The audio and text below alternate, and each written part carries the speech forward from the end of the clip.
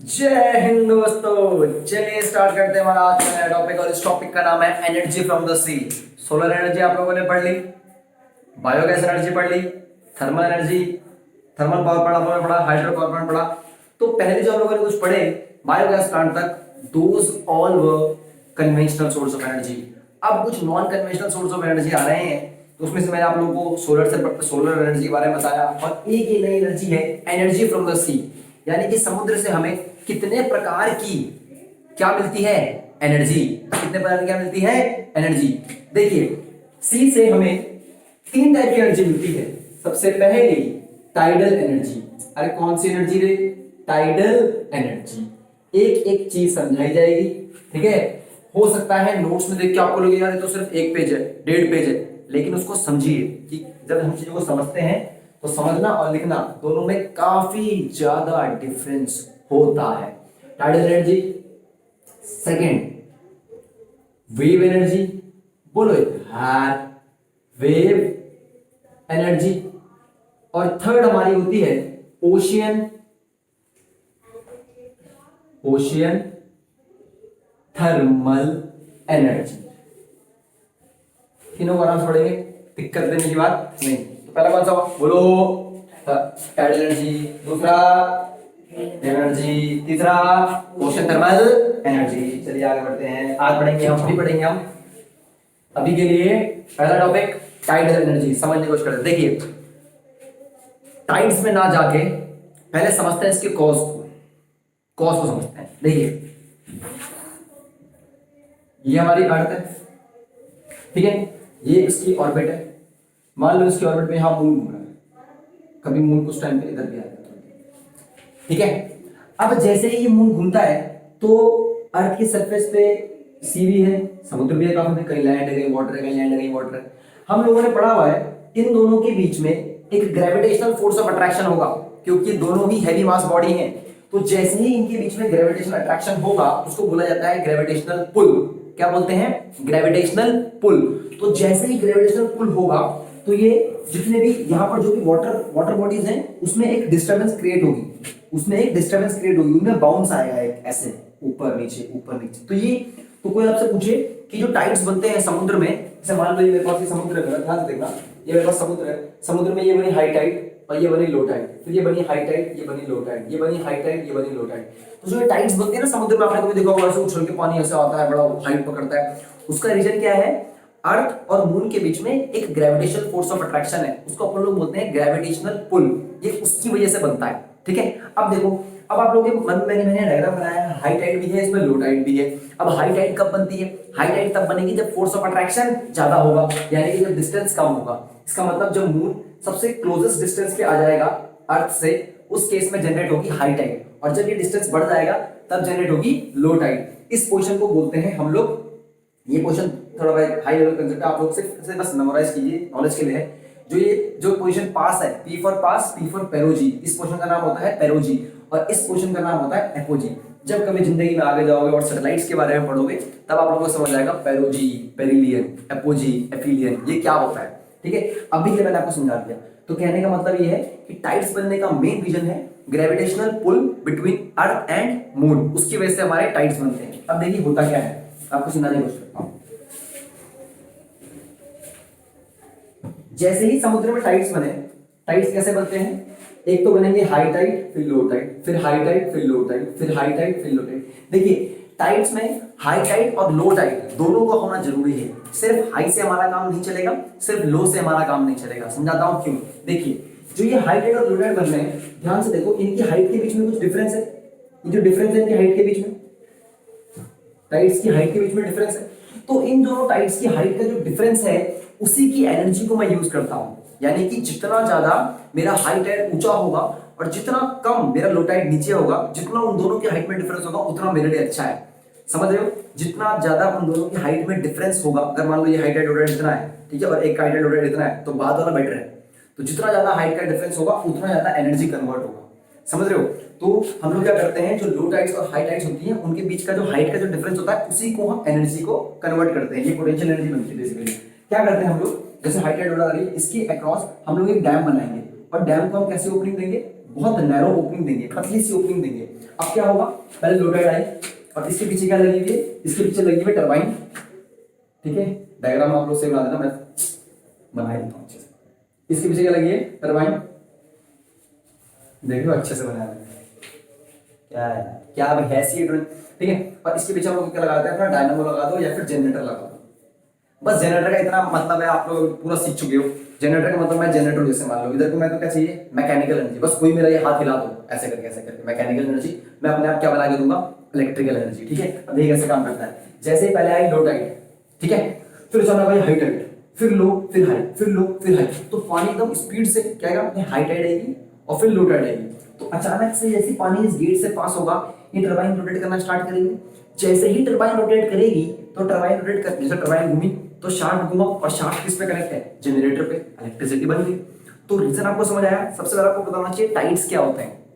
ठीक है, टाइड्स क्यों बनते हैं, gravitational pull of earth and moon की वजह से जो वाटर होता है सी लेवल में, वो it causes rise and fall, कभी वो ऊपर जाता है कभी वो नीचे आता है, तो उसको बोलते हैं हाई टाइड और लो टाइड। उन दोनों टाइड्स की जो एनर्जी का डिफरेंस होता है या टाइड की एनर्जी होती है, उसी को हम यूटिलाइज करते हैं to make it electrical energy, और इसी को अपन लोग बोलते हैं क्या, टाइडल एनर्जी। उम्मीद कर रहा हूँ कि जो मैंने आपको चीज समझाई, आपको ये पूरी तरह से क्या आ रही होगी, समझ आ रही होगी। इसी के आपको नोट्स मिलेंगे। ठीक है, बिल्कुल बेसिक है, इसका डायग्राम कहीं इंपॉर्टेंट नहीं है, इसके सिर्फ थ्योरी के जो पॉइंट्स हैं आपको वो लिखने।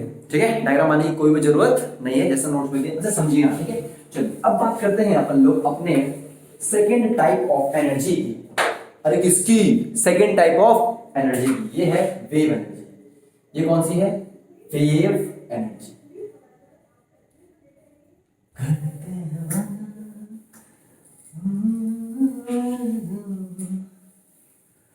आंखों में तेरे अजब सी अदाएं, दिल को बना देगा पतंग, सांसों में तेरे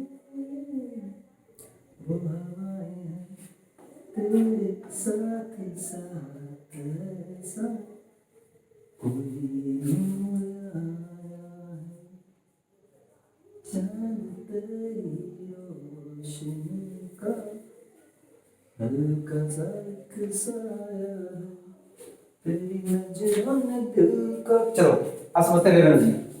देखो वेव एनर्जी को समझने के लिए थोड़ा सा विंड समझना जरूरी है। देखो समझो, फर्क समझो, टाइड्स कैसे बनती हैं, ऐसे पानी में, वेव्स कैसे बनती हैं, ऐसे, जो लहरें उठती है ना इस तरह की होती है, ये फ्लैट ऐसे घूमती है, जैसे पानी में पत्थर मार दिया तो तरंगे बनती हैं, उसको बोलते हैं वेव्स। अगर पानी ऐसा उछल रहा है ऊपर नीचे, उसको बोलते हैं टाइड्स। तो पहले हमने पढ़ा टाइड, अब हम पढ़ेंगे क्या, पढ़ेंगे वेव। ठीक है, देखो सबको पता है वेव क्यों बनती है। हमारा जो समुद्र होता है, जैसे ही उसके ऊपर से हवा चलती है, और हवा क्यों चलती है मैंने इसका रीजन दिया हुआ है, टेम्परेचर डिफरेंस, प्रेशर डिफरेंस, उसकी वजह से हवा चलती है।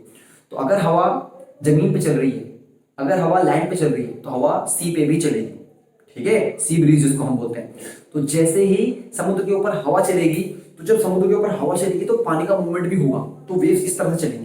तो जब ये वेव चलने लगेंगी, इस तरह से जब वेव्स का मूवमेंट होगा, तो वेव जब मूव कर रही है, तो वेव्स के पास कौन सी एनर्जी आ गई, काइनेटिक एनर्जी। वेव्स बिल्कुल फ्लैट होकर चलती है, कुछ ऊपर नहीं उठती, वेव्स ऐसे लहरें बनती हैं, ऐसे नीचे नीचे। एक होती है ये, इसको बोलते हैं टाइड, इसे क्या बोलते हैं, वेव। तो जैसे ही ये वेव चलती जाएगी चलती जाएगी चलती जाएगी, तो पूरी स्पीड से आगे बढ़ेगी। हम गेट को फिर से ओपन करेंगे, और गेट को ओपन करते ही टरबाइन लगा हुआ है, टरबाइन घूमेगा, और टरबाइन घूमते ही शाफ्ट घूमेगा, जनरेटर घूमेगा, बिजली बन गई, खत्म।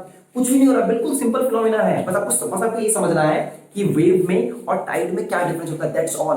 वेव कैसे बनती है, टाइड कैसे बनती है, ये डिफरेंस जानना बहुत ज्यादा जरूरी है। आगे का सेटअप पूरा का पूरा सेम है। ठीक है, गेट खोला, टरबाइन घूमी, जनरेटर, टरबाइन जैसे घूमी, शाफ्ट घूमा, जनरेटर से बिजली मिली, काम। कोई दिक्कत, कोई परेशानी नहीं। चलिए अब बिल्कुल लास्ट टाइप ऑफ एनर्जी हम लोग पढ़ते हैं, और ये बिल्कुल एक इंटरेस्टिंग टाइप ऑफ एनर्जी है, और इसी के बाद आप लोगों को आज के जो नोट्स हैं वो प्रोवाइड कर दिए जाएंगे। इसे हम बोलते हैं ओशियन थर्मल एनर्जी। क्या बोलते हैं इसे हम, ओशियन थर्मल एनर्जी। चलिए समझने की कोशिश करते हैं। देखिए एक बात आपको बताओ, हर बार तो मैं डिफरेंस का यूज कर रहा हूँ, कहीं मैंने हाइट का डिफरेंस यूज किया, कहीं मैंने वेलोसिटी का डिफरेंस यूज किया, मैं उसको एनर्जी बना रहा हूँ। अब देखो एक और डिफरेंस, मान लो ये समुद्र है, ठीक है, इसको बोलते हैं सी। अरे ये मैंने क्या नया बताया, समुद्र को बोलते हैं सी। ठीक है, नोट कर लो कहीं पर, आ सकता है वरना समुद्र को सी बोलते हैं। कुछ लोग कर क्या बैग क्यों हंस रहा है, मारूंगा ना बोले तेरे को। हाँ अब देखो थोड़ा सा ऊपर मारते हैं सी को, ठीक है। जैसे ही ऊपर से सूर्यदेव बैठे हुए हैं, सूर्यदेव की किरणों से इस सी का नीचे लेवल, इसमें डॉल्फिन भी है, कछुआ भी है, ऑक्टोपस भी है, ठीक है, कैटरीना कैफ भी है, जैकलिन फर्नांडिस भी है, और सल्लू भाई भी है ना। चलो तो अब अगर हम थोड़ा सा आगे बढ़े समझने की कोशिश करें, देखो जैसे ही सन ने अपनी रेडिएशन दी, क्या दी, रेडिएशन, तो जैसे सन अपनी रेडिएशन देगा तो जो ऊपर का पानी है वो गर्म हो जाएगा, ज्यादा रीजन वो गर्म हो जाएगा। तो जैसे ही ऊपर का पानी गर्म हो जाएगा, नीचे पानी थोड़ा सा कम गर्म होगा, नीचे का पानी और कम गर्म होगा, और कम गर्म होगा, और कम गर्म होगा, क्योंकि नीचे रेडिएशन नहीं पहुंच रही है। तो इसका मतलब ऊपर की जो लेयर्स होंगी they will be comparatively more hotter as compared to the deeper levels. Deeper level मतलब डीपर जो लेवल है, जो भी ये लेयर बन रही है, सही बात है कि नहीं बात है। इसका मतलब जो टेम्परेचर होगा at the top most level will be the highest and the bottom most level will be the minimum. तो अब अगर मैं नोटिस करूं, मैं अगर रफ डाटा बोल दूं, मान लो यहाँ का टेम्परेचर 30 डिग्री सेल्सियस है अपर लेयर का, और इसका टेम्परेचर मान लो 15 डिग्री सेल्सियस है, तो क्या इन दोनों लेयर के बीच में एक टेम्परेचर का डिफरेंस नहीं बन गया? क्या इन दोनों लेयर के बीच में एक टेम्परेचर का डिफरेंस क्रिएट नहीं हो गया? इस टेम्परेचर के डिफरेंस को हम इलेक्ट्रिकल एनर्जी में कन्वर्ट करते हैं। क्या बोला मैंने?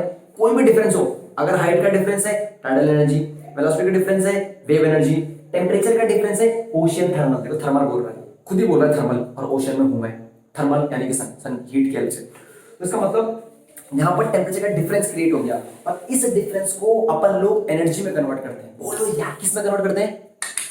एनर्जी में कन्वर्ट करते हैं। तो जैसे ही अब इसको एनर्जी में कन्वर्ट करने के लिए हमारे पास स्पेशल टाइप्स ऑफ प्लांट होते हैं, आपकी कोर्स में उनका डायग्राम नहीं है, उनको अपन लोग बोलते हैं OTEC। क्या बोलते हैं उनको अपन लोग? OTEC, ocean thermal energy conservation plant, या फिर ocean thermal energy conservation power plant. थोड़ा बहुत समझा रहा हूं किस तरह से काम करते हैं। आप बताओ, ये दोनों टेम्परेचर का डिफरेंस है, तो इस टेम्परेचर के डिफरेंस को हम लोग यूज करते हैं, ठीक है। इस टेम्परेचर के डिफरेंस के ऊपर हम लोग बिल्कुल एक वाटर का वही बॉक्स बना के रखते हैं। तो जैसे टेम्परेचर का डिफरेंस आएगा, उससे जो होगा वाटर जो होगा उससे स्टीम निकलनी स्टार्ट होगी, और फिर इस स्टीम जाएगी बहुत ही हाई प्रेशर से, उस स्टीम से हम लोग क्या घुमाएंगे? टरबाइन, बिल्कुल थर्मल पावर प्लांट जैसा। उस स्टीम से हम लोग क्या घुमाएंगे? टरबाइन। जैसे टरबाइन घूमेगी वो हमने किसमें लगा दी? जनरेटर में इलेक्ट्रिसिटी मिल जाएगी, ठीक है। बिल्कुल रफ टाइप में मैंने आपको पावर प्लांट समझाने की कोशिश किया, जरूरत नहीं है समझने की, बस आप ये समझ लीजिए कैसे बनता है। सीधा सन की रेज आई, ऊपर की लेयर हॉट हो गई, नीचे की लेयर कूल हो गई, उन दोनों के डिफरेंस, टेम्परेचर के डिफरेंस को अपन लोगों ने यूज कर लिया क्या बनाने के लिए? एनर्जी। दैट्स ऑल, इतना ही आपके लिए जरूरी है। ये बस मैं आपको नॉलेज पॉइंट ऑफ व्यू बता रहा हूं कि उन दोनों के टेम्परेचर के डिफरेंस से हम लोग वाटर को हीट अप करके स्टीम बनाते हैं, और जितना ज्यादा टेम्परेचर डिफरेंस होगा उतना बढ़िया है, एक मिनिमम डिफरेंस तो होना ही चाहिए। फिर जैसे ये स्टीम बनेगा, ये स्टीम जाएगा, टरबाइन को रोटेट करेगा, और जैसे ही टरबाइन रोटेट होगा, आपको पता ही है कहानी पूरी, बार बार एक ही चीज रिपीट करने का मन नहीं करता। बोलो यार, कोई दिक्कत, कोई परेशानी? तो उम्मीद कर रहा हूँ कि आपको जो मैंने एनर्जी का सी आज पढ़ाया, बहुत ही शॉर्ट वीडियो के अंदर और बहुत ही छोटे तरीके से पढ़ाया, ठीक है। तो उम्मीद करता हूँ आपको समझ आया होगा, नहीं आया होगा, है ना? क्योंकि मन तो करता है कि और बातें करें, आधे घंटे बैठे हैं, है ना, बट इस तरह का पढ़ाना जरा मजा नहीं आता। कोई बात नहीं, ठीक है, तब के लिए चलिए।